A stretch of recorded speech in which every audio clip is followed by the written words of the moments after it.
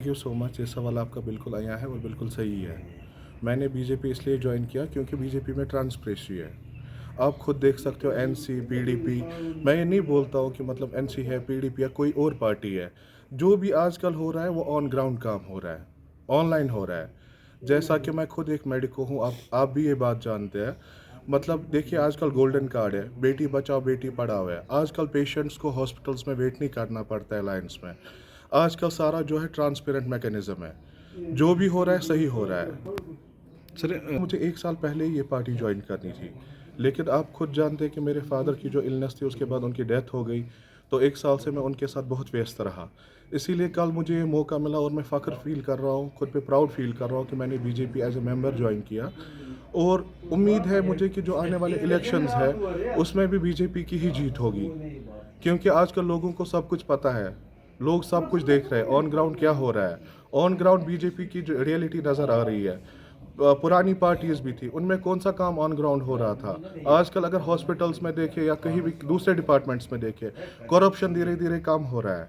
और आप खुद देख सकते हैं कि मतलब सब जगह इतनी फैसिलिटीज़ हो रही। आज अगर सुबह ऑनलाइन कोई चीज़ देखता है तो शाम को वो हुआ होता है। आजकल वो पुराना वो कागजाती सिस्टम ख़त्म हो गया। इंसान को, हर एक इंसान को अपने राइट्स का पता है। आजकल हम सर उठा के बाहर जीते हैं। ऐसा नहीं है कि पहले हमें सर झुका के जीना पड़ता था।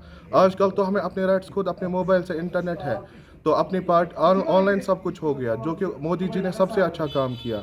आजकल लोग खुद मतलब एप्लीकेशंस का इस्तेमाल कर सकते हैं और खुद अपने राइट्स का ये जान सकते हैं। कहीं पे फॉर्म्स निकलते हैं, वहाँ पे ये देखते हैं कि आजकल वही बंदा जाता है जो काबिल होगा।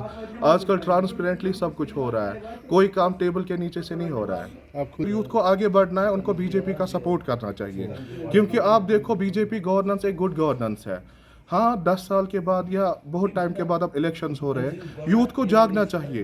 यूथ को बीजेपी के साथ हाथ मिलाना चाहिए, क्योंकि बीजेपी गवर्नेंस एक गुड गवर्नेंस है।